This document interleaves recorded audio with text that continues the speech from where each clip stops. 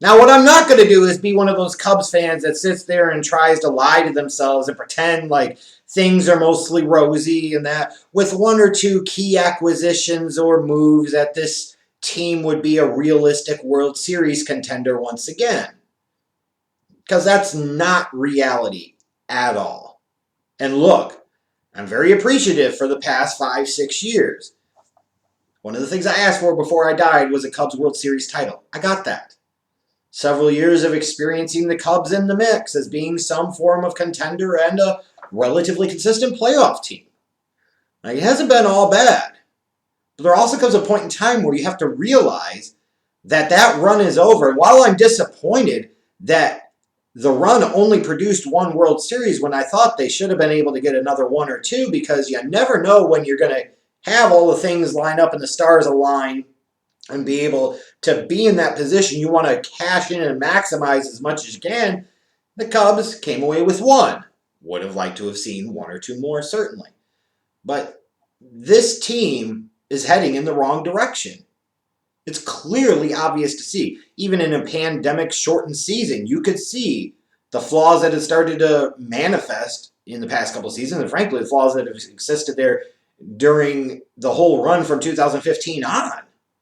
Those flaws were there, and they only grew and got worse in 2019. Way too much swing and miss, way too much swing for the fences, way too little ability to consistently piece together rallies when it really mattered. Like, I go on and on and on through the problems with this team, especially on the offensive side. And you certainly have some bullpen concerns as well. And, understanding that going into this offseason, no matter what the approach or the philosophy, the Cubs were going to have to make some moves. They were going to have to get rid of some guys. Like this team that ended the season in 2020 with the Chicago Cubs is going to be vastly different than the team that we're going to see in 2021. And that's the way it needs to be. That's the way it has to be. You can't keep everybody. You got several guys that you got to think about in the future with long-term extensions, the Baez's of the world, the Chris Bryant's of the world, the Contrerases of the world, the Rizzos of the world. And the reality is you're not even really thinking about giving all of those guys extensions. So Chris Bryant's probably going to be gone. Stand to reason. They already didn't give a qualifying offer to Schwarber. They didn't even give him a contract, missing the window of when the hell they should have traded him, like the hell I said a few years ago. Now he's gone for nothing. So I'm not surprised that the Cubs were in the market to trade away Yu Darvish. I'm not. Because while Yu Darvish had a Cy Young caliber season this past season, it was in a shortened year. This is easily by far the best he's pitched in a Chicago Cubs uniform. You still had a few years left on his contract, and you didn't do anything when you had him giving you a Cy Young caliber season. So why the hell not get rid of him and remake and remold the team a little bit and potentially replenish your farm system that isn't that great anymore, that once was great, that is not anymore. This was an opportunity to sell high on Yu Darvish. So fundamentally, I agree with the logic, the thought process, and the reasoning, baseball-wise, as to why you would trade a Yu Darvish. No issue there. My issue with the Cubs, though, is what they got in return. Who they sent him to, what they got in return, and what we all know this trade really represents. The Tribune Corporation would be so proud of the Ricketts family and Jed Hoyer for this deal. They absolutely would. They would say, you got the chance to dump some salary, save $10, $15 million? Sign us up for that. Trade an ace away to get a more of a 3-4 type of starter in Zach Davies and a bunch of young prospects that aren't even at the top of the Padres system. And those guys won't potentially even be in the fold of the major leagues possibilities for 3 to 4 years. Sign me the F up.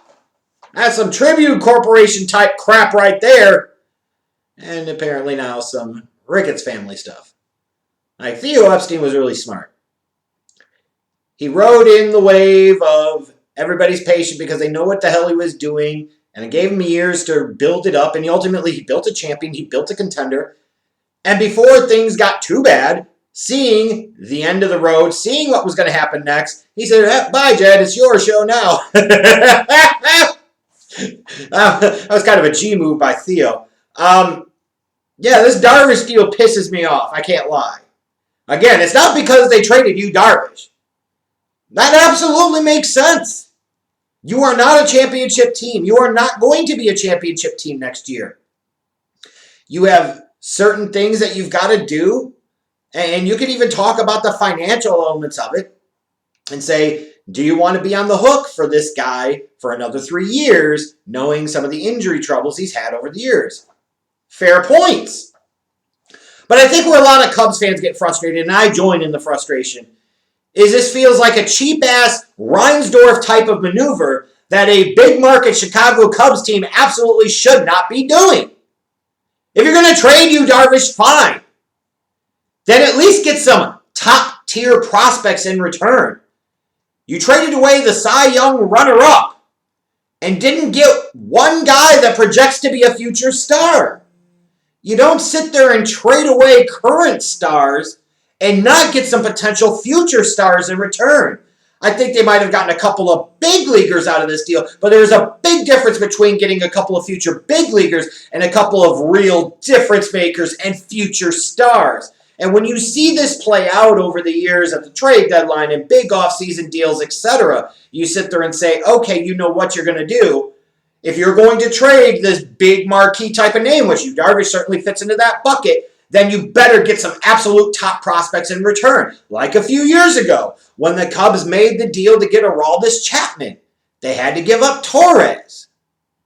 Like, those are the types of prospects you have to give up for those level of players. And the Cubs instead decided they were going to take a lesser version of starting pitcher in Zach Davies. He's a good starting pitcher. Like, he's legit, but he's more of a middle rotation 3-4 type of guy. But you don't take back one real top 5 in the system, Padres prospect, a system that's really good, a system that's one of the best, if not the best right now in terms of talent in Major League Baseball. Like, what the hell is wrong with you? You traded away Eloy Jimenez when you wanted to go get Quintana. And Quintana wasn't even an elite player. He was just a pitcher that was a 3-4 type of guy that you had several years of team cost control on. And in that case, it led to you having to give up a marquee, legit, elite prospect like Eloy Jimenez. Now we got to watch him play on the south side for a freaking decade or probably 2. Or until Reinsdorf doesn't want to pay his ass. But the Cubs sit there and trade away a guy that clearly other teams would have to be interested in. And you see what went down with the Blake Snell deal and how several top, or at least top prospects were given up in return. You could say, well, Snell's contract was less and it had more years on it. I get all of that, but damn it all. Like, you Darvish comes available on the market, you'd have to assume there are some contenders along with the Padres. Like, this couldn't possibly have been the best deal that you're going to get. To me, if anything, this represents, and I tweeted it even before Buster Olney and other folks did, it felt like it was a COVID cash dump. It was a salary dump. And this is where a lot of Cubs fans get frustrated. They think back to 2003 and say, hey, you ever want to put a price on not winning a World Series or winning a World Series? That price tag was $10 million when these cheap sons of bitches, the Tribune Corporation, wouldn't pony up the dough for frickin' Pudge Rodriguez for a year. Like, that was the price of a World Series, was $10 million. And instead we went into that year with Damian Miller and Paul Bacco. Let me repeat that. Damian Miller and Paul Bacco. So you guys thinking that the Ricketts are going to be any effing different, apparently found out differently. Now, right now, their payroll is one of the biggest in baseball, but they've got the championship, they got a network deal, they got the stadium renovations. Of course they were going to use any opportunity they possibly could to scream, I'm broke, and as a result, we're going to dump salary, and they're probably not done. Now, there's a part to me that says, hey, you know what? I'm not going to pay a $200 million plus payroll every freaking year for a 78-win team. I'm aligned with that. You don't want to be like the Yankees were for so many years, where they had a top payroll in baseball and were barely struggling to make the playoffs, or even if they made the playoffs, they weren't doing anything and weren't a championship contending team. That's a waste of resources. That's a waste of money. That is, most importantly, a waste of time. But this is such a clearly blatant salary dump. And in the process, not getting back the level of prospect talent that is commensurate with giving up somebody that was a Cy Young contender this past season, pandemic shortened or not, doesn't matter. He still pitched at that level, is absolute lunacy and typical Chicago cheapskate bullshit. You'll never see a city so big with so many sports franchises that acts so small market. The Chicago Bears do. The non-Chicago or the non-Michael Jordan, Pippen, Phil Jackson Chicago Bulls do. The Blackhawks. Now you say, well, what's wrong with the Blackhawks? It was Bill full of words that pushed for the hard salary cap.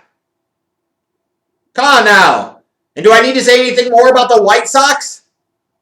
And then you got the Cubs, who have a long, proud history of this. Remember, for years they were sitting there patting themselves on the back because they would give Sammy Sosa a big contract. And you weren't even giving him close to what he actually generated in revenue for the city, the team, and the organization, and the freaking league as a whole. Like you're patting yourself on the back because we paid Sammy $18 million a year. That means we're big time. You could have paid him $30 million a year back in those days, and it still would have been an effing bargain. So yeah, lots of Cubs fans are pissed off about it because it's a salary dump and he didn't get star-level prospects in return for a star-level player. And I have no real counter to that because they're absolutely right. This deal is bullshit. It's absolutely crap.